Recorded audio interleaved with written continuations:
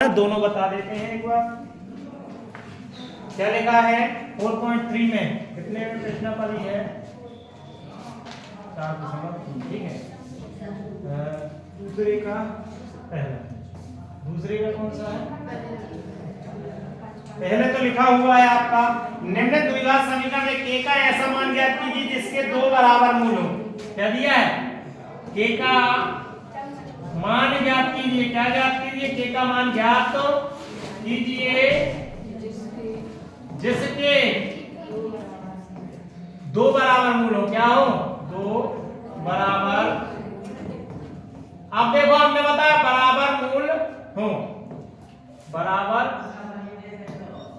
मूल तब कह रहे हैं हो, तब ज्ञात कीजिए। ठीक है, अब अपन को पता है जब बराबर मूल होते हैं तो विविधकर का मान शून्य के बराबर आ जाता है। आ जाता है कि नहीं? तो पहले तो हमको समीकरण जो दिए हैं वो लिख लो आप। क्या है? 2x² + kx + 3 बराबर दिया है। Yes sir. अब इसमें पहले एबीसी के मान निकालो। क्या ए का मान कितना है? 2, बी का मान, सी का मान। ठीक है, अब लिखा है दो बराबर मूल है। क्या लिखा है? दो बराबर मूल है।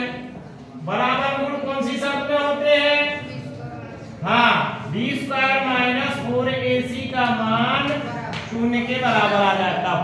ठीक है, तो b² - 4ac बराबर शून्य लिख दिया। तो b का मान कितना है? k, तो k² - 4, a का मान कितना है? 2, c का मान कितना है? 3 बराबर 0। ठीक है, तो k² तो 4 दूनी 8, 4 दूनी 8, 3 24 बराबर। तो k² बराबर हो गया 24 -12 इस तरफ आया तो क्या हो गया? और k पे से अपन ने स्क्वायर हटाया, इस पे क्या चढ़ गई? करनी 24। और 24 को अपन लिख सकते हैं क्या? 6 गुणित 4 और 4 को लिख देंगे 2 करने के 6, तो ये k का मान आ गया। ठीक है, आया समझ में? Yes sir. इसके बाद एक और सेकंड सवाल है। क्या? kx x - 2 + 6 बराबर 0। तो पहले समीकरण को सही लिखेंगे। kx का अंदर, क्योंकि वर्ग समीकरण बनाएंगे, kx का अंदर तो kx² - kx का 2 में गुणा तो 2kx + k 6 बराबर 0। तो a का मान कितना आ गया? k, b का मान कितना आ गया? -2 के x को छोड़कर। ठीक है, और c का मान कितना आ गया? 6। ठीक है, अब क्या करना है? लिखा है दो बराबर मूल हो। क्या हो? दो बराबर मूल हो। ठीक है, तो कंडीशन क्या होती है कि b² - 4ac का मान शून्य के बराबर आ जाता है बराबर मूल होने पर। ठीक है, तो b² का मान कितना है? -2k का होल स्क्वायर -4, a का मान कितना है? k, और c का मान कितना है? 6 गुणा में। ठीक है, और बराबर 0।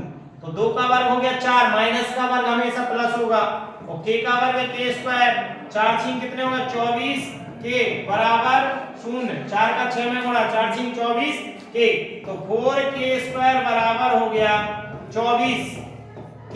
यहाँ 2k है तो 1k यहीं रहने दो। 24k और बटे में आ गए 4 और 1k।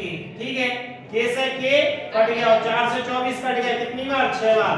तो k का मान कितना आ गया? 6। ये आंसर। ठीक है, बस। अब जिसको समझ में नहीं आया आता है, जैसे यहाँ नहीं समझ में आता है, 2-3 बार वीडियो को स्क्रॉल कर लो। ठीक है।